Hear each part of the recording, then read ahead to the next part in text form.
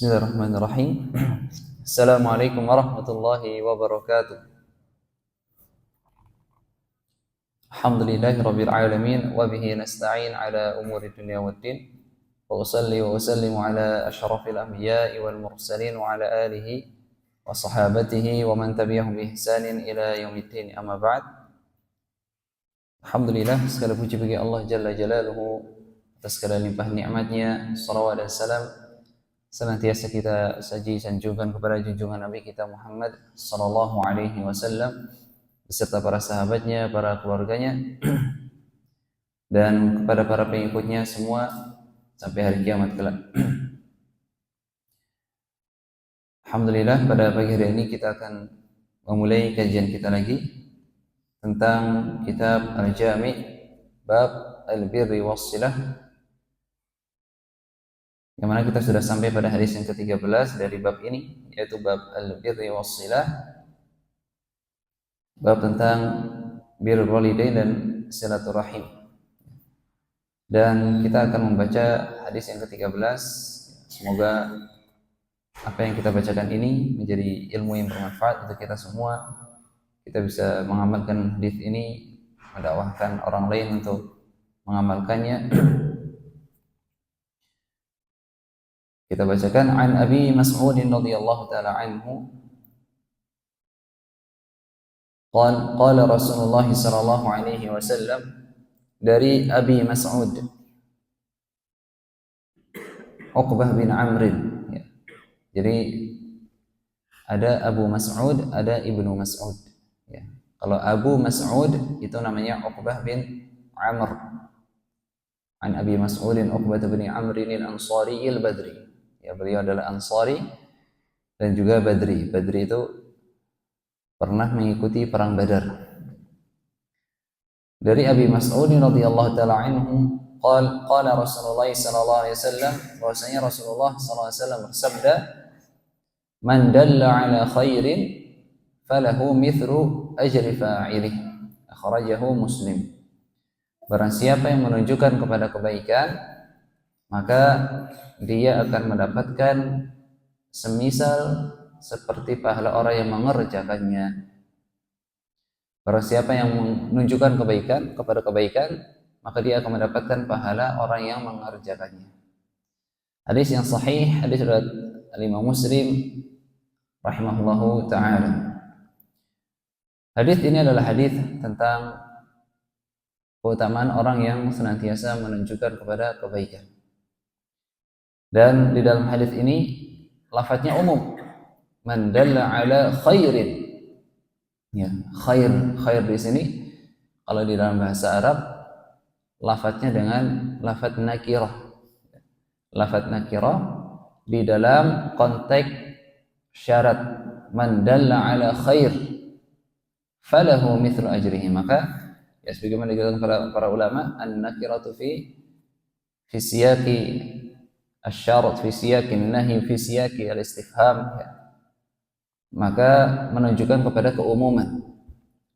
Jadi barang siapa yang menunjukkan kepada kebaikan, apapun kebaikan agama, kebaikan dunia ya, kebaikan mengajarkan ilmu agama, kebaikan mengajarkan ilmu dunia ya, apapun kebaikan, baik yang berkaitan tentang agama, baik yang berkaitan tentang dunia, maka dia akan mendapatkan pahala semisalnya. Bahkan hadis ini sebab urutnya, sebab mengapa Rasulullah SAW bersabda demikian, karena ada seorang sahabat yang mana beliau meminta tunggangan kepada Rasulullah SAW. Ya, sahabat tersebut mengatakan, inni ubdi'a bi fahmilni. Ya Rasulullah, sungguh telah wafat, sungguh telah meninggal atau sudah mati kendaraanku. Oh ya, mungkin ontanya atau keledainya. Fahmilni, maka berikanlah aku tunggangan ya Rasulullah. Kemudian Rasulullah SAW mengatakan, ma indi, aku tidak punya. Ya, aku nggak punya tunggangan yang bisa aku berikan kepadamu. Ya, padahal Rasulullah SAW kita tahu bersama, beliau adalah orang yang dermawan. Beliau adalah orang yang dermawan. Kalau ada pasti akan diberikan. Tapi ternyata qadarullah belum ada. Sehingga ada seorang yang mengatakan kepada Rasulullah, faqala rajulun ya Rasulullah ana adulluhu ala man yahmiluhu. Ya Rasulullah, aku tahu ada orang yang bisa memberikan tunggangan. Ya, sehingga ada orang ternyata dia ingin memberitahukan bahwasanya ada orang yang akan memberikan tunggangan, ya, yang bisa memberikan tunggangan. Sehingga Rasulullah SAW bersabda, man dalla ala khairin falahu mithlu ajri fa'ili. Barang siapa yang menunjukkan kepada kebaikan, maka dia akan mendapatkan seperti pahala yang mengerjakannya. Maka dia seperti mendapatkan pahala orang yang memberikan tunggangan, walaupun dia hanya memberitahukan saja. Ya. Dan ini adalah sebuah karunia yang besar dari Allah Subhanahu wa taala. Ya, tatkala kita hanya memberitahu kepada orang, kemudian orang lain yang mengerjakannya, kita akan mendapatkan pahala yang sama. Ya. Dan di sini ada khilaf di antara para ulama. Pahala di sini, pahala menunjukkan dengan pahala yang mengerjakan apakah sama? Ya. Mereka bersepakat bahwasanya dua-duanya memiliki pahala. Orang yang memberitahu dan orang yang mengerjakan. Semisal kayak tadi ya, orang yang memberitahukan ada yang mau memberi tunggangan. Dengan orang yang memberi tunggangan, apakah sama pahalanya? Maka para ulama berbeda pendapat. Al-Imam Nawawi rahimahullah ta'ala, beliau mengatakan bahwasanya tidak mesti sama, walaupun sama-sama diberi pahala. Jadi mereka sama-sama diberi pahala, tapi kadarnya itu tidak mesti sama. Ini Al-Imam Nawawi rahimahullah ta'ala. Adapun Al-Imam Al-Qurtubi rahimahullah ta'ala, beliau mengatakan bahwasanya ya sama, ya. Karena lafadznya sama. Falahu mithlu ajri fa'ilihim, maka dia mendapatkan sama seperti pahala orang yang mengerjakannya. Dan juga pendapat yang kedua ini dikuatkan oleh hadis lain. Ya, hadis sabda Nabi kita Muhammad SAW, man sanna fil islami sunnatan hasanah falahu mithlu ajri man amila biha min ghairi an yanqusa min ujurihim syai'a. Barang siapa yang menunjuki atau mencontohkan amalan di dalam Islam, sebuah amalan baik, kemudian dicontoh oleh orang lain, maka dia akan mendapatkan pahala orang lain tersebut min ghairi an yanqusa min ujurihim syai'a, tanpa akan mengurangi pahala orang yang mengerjakannya. Ya. Tanpa mengurangi pahala orang yang mengerjakannya. Jadi pahalanya sama. Ya. Pahalanya sama. Sebagaimana kita menunjuki orang lain kebaikan, kita akan dapat pahalanya. Begitu juga kita menjadi petunjuk kepada keburukan, kita juga akan sama mendapatkan keburukan. Makanya di sini para ulama mengatakan ya mafhumul mukhalafah atau kebalikannya dari hadis ini, man dalla ala khairin falahu mithlu ajri fa'ili, barang siapa yang menunjukkan kepada kebaikan maka dia akan mendapatkan pahala. Maka kebalikannya adalah barang siapa yang menunjukkan kepada keburukan maka dia akan mendapatkan dosa yang sama. Ya, mendapatkan dosa yang sama. Maka kita mesti hati-hati, ya. Mesti hati-hati karena menunjuki atau menunjukkan orang lain tidak mesti kita atau tidak mesti melalui lisan kita. Tidak mesti melalui lisan kita. Terkadang dari perilaku kita itu bisa menjadi contoh untuk orang lain. Ya, terlebih kita sebagai seorang bapak, ya, seorang ayah bagi anak-anak kita, maka kita berupaya untuk memberikan contoh yang terbaik. Karena sedikit banyaknya mereka akan mencontoh kita. Ya, maka tatkala kita memberikan contoh yang buruk, walaupun kita tidak memberikan pesan dari lisan kita, maka anak-anak kita akan mencontohnya dan kita akan mendapatkan dosa yang sama dengannya. Ya. Kita mendapatkan dosa yang sama dengannya. Kemudian juga di sini di dalam hadis ini menunjukkan bahwasanya ya amalan-amalan itu ada mufadalah, ada afdaliyah ya. Jadi para ulama mengambil dalil dari hadis ini bahwasanya amalan-amalan itu dibagi dua. Ya, amalan-amalan itu dibagi dua.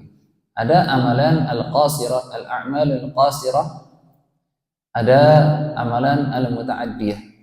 Al-a'mal al-muta'addiyah. Al-a'mal al-qasirah itu maksudnya adalah amalan-amalan yang kebermanfaatannya hanya untuk dirinya sendiri. Seperti contohnya puasa, sholat, membaca Al-Quran, ya, dan yang lain sebagainya. Itu adalah al-a'mal al-qasirah, sholat tahajud, sholat duha, dan yang lain sebagainya. Ini adalah al-a'mal al-qasirah. Kemudian al-a'mal al-muta'addiyah, amalan-amalan yang kebermanfaatannya itu bisa menular kepada orang lain. Ya, seperti yang menunjukkan kepada kebaikan, menuntut ilmu dan mengajarkannya, berbakti sosial dan yang lain sebagainya. Dari hadis ini para ulama mengatakan bahwasanya al-a'mal al-muta'addiyah itu lebih afdal daripada al-a'mal al-qasirah. Amalan-amalan yang kebermanfaatannya itu bisa menular kepada orang lain itu lebih afdal, lebih utama daripada amalan-amalan yang hanya manfaat untuk dirinya sendiri. Ya, daripada amalan yang manfaatnya untuk dirinya sendiri. Makanya dahulu pernah Al-Hasan Al-Basri rahimahullah ta'ala, seorang ulama kita dari kalangan tabi'in, Al-Hasan Al-Basri rahimahullah ta'ala pernah mengutus teman-temannya untuk melakukan bakti sosial, untuk bantu orang lain, ya wallahu alam mungkin untuk meringankan beban atau yang lain. Kemudian tatkala Al-Hasan Al-Basri rahimahullah ta'ala menyuruh teman-temannya, datanglah kepada salah satu temannya namanya Thabit Al-Bunani. Ya, kalau nggak salah namanya Thabit Al-Bunani, salah seorang ulama tabi'in juga. Thabit Al-Bunani ketika beliau diajak untuk bakti sosial, ya, untuk membantu orang, Thabit Al-Bunani beliau lebih memilih untuk beriktikaf. Ya. Beliau mengatakan saya mau iktikaf di masjid. Kemudian hal itu disampaikan kepada Al-Hasan Al-Basri rahimahullah ta'ala, dan Al-Hasan Al-Basri mengatakan bahwasanya bakti sosial kalian itu lebih utama daripada iktikafnya Thabit Al-Bunani. Nah, dari sini para ulama paham bahwasanya amalan-amalan yang memiliki kebermanfaatan yang menular kepada orang lain itu lebih utama daripada amalan-amalan yang hanya manfaatnya untuk dirinya sendiri. Tetapi dari kaidah ini juga tidak menjadikan kita malas untuk beramal amalan yang kebermanfaatannya untuk kita sendiri. Jangan sampai kita sibuk bakti sosial, kita sibuk sosial kemana-mana, ya, membantu orang lain, tetapi kita lupa sholat sunnahnya, kita lupa membaca Quran, kita lupa zikir, kita lupa amalan-amalan untuk diri kita sendiri. Ini juga salah, ya. Jadi wa khairul umuri awsatuha, yang lebih perkara-perkara yang terbaik adalah yang di tengah-tengah. Jadi kita sesekali melakukan atau beramal sebuah amalan yang bisa menular kebaikannya, tetapi jangan lupa untuk mengamalkan amalan-amalan untuk dirinya sendiri. Ya. Bukankah Allah Subhanahu Wa Taala, ya Allah Subhanahu Wa Taala berfirman tentang orang-orang ahli jannah, ya, orang-orang ahli surga, yang mana Allah Subhanahu Wa Taala mensifati mereka sebagai orang yang muhsinin. Ya. Allah Subhanahu Wa Taala berfirman di dalam surat Adz-Dzariyat ayat 16, innahum kanu qabla dzalika muhsinin. Ya, orang-orang ahli surga itu sebelum mereka masuk surga, mereka adalah termasuk daripada orang-orang yang muhsinin. Ya, orang-orang yang muhsinin. Kemudian Allah Subhanahu wa taala merincikan apa yang dimaksud dengan muhsinin di sini. Allah Subhanahu wa taala melanjutkan, kanu qalilan minal laili ma yahja'un wa bil ashari hum yastaghfirun wa fi amwalihim haqqul lis-sa'ili wal mahrum. Allah Subhanahu wa taala merincikan yang dimaksud dengan muhsinin di sini adalah dahulu mereka di malam hari sedikit tidurnya dan banyak tahajudnya tentunya ya. Sedikit tidurnya, banyak tahajudnya. Bukan sedikit tidurnya tapi nonton bola, tidak. Jadi sedikit tidurnya pasti banyak tahajudnya, banyak zikir. Wabil ashari hum yastaghfirun, dan mereka juga ketika waktu sahur mereka banyak beristighfar. Jadi tahajud dengan istighfar ini amalan untuk siapa? Untuk siapa jemaah? Untuk diri atau kebermanfaatan untuk orang lain?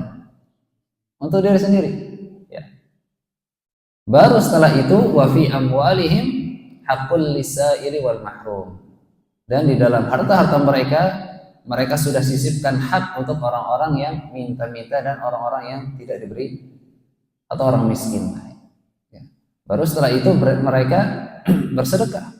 Sedekah inilah amalan yang sosialnya. Ya. Jadi Allah Subhanahu Wa Taala mensifati orang muhsin di sini dengan 3 ayat. Yang 2 adalah amalan untuk dirinya sendiri, yang 1 amalan untuk bakti sosial. Makanya kalau bisa kita katakan di dalam amalan-amalan ini kita bagi 3. Ya. Jadi 2/3 kita usahakan untuk beramal untuk diri kita. Ya. Baru 1/3-nya kita beramal untuk bakti kepada orang lain, sosial, membantu orang lain. Ya, jadi jangan sampai kita lupa. Mungkin di antara kita ada yang ikut ya bakti sosial, kemudian bantu-bantu orang ya. Jangan sampai kita melupakan amalan-amalan untuk diri kita sendiri. Ini adalah ya sedikit yang bisa kita sampaikan tentang hadis ini. Ya, pada intinya hadis ini adalah hadis yang mulia, hadis yang mana yang memberikan kepada kita motivasi untuk menunjukkan manusia kepada kebaikan. Dan di dalam menunjukkan kepada kebaikan tidak mesti kita melalui lisan kita. Bisa kita dengan qudwah ya. Bisa ya mengajak dengan ke majelis ilmu dan yang lainnya. Dan juga kebaikan di sini tidak khusus kepada tentang ilmu agama ya. Bahkan tentang duniawi pun bisa memberikan pahala ya. Makanya seperti kemarin ya ada salah seorang jemaah yang punya teman, kemudian temannya ini ingin bangun masjid. Maka kalau ada jemaah di sini yang tahu tempatnya di mana kira-kira yang bisa untuk dibangun masjid, insya Allah pahalanya akan sama ya. Seperti orang yang membangun masjid tersebut ya. Karena dia telah menunjukkan kepada kebaikan ya. Dan ini adalah salah satu fursah ya. Salah satu fursah. Kalau ada orang yang tahu tempat yang kira-kira bisa dibangun masjid, kemudian diberitahukan kepada jemaah tersebut, maka insya Allah dia akan mendapatkan pahala yang besar. Ya, ini adalah sedikit yang bisa kita sampaikan tentang hadis ini. Semoga bermanfaat untuk kita semua. Semoga menjadi ilmu yang bermanfaat. Wabillahi taufiq wal hidayah. Ya, kita akhiri majelis ini dengan doa kafaratul majlis. Subhanakallahumma bihamdika asyhadu an la ilaha illa anta astaghfiruka wa atubu ilaik. Assalamualaikum warahmatullahi wabarakatuh.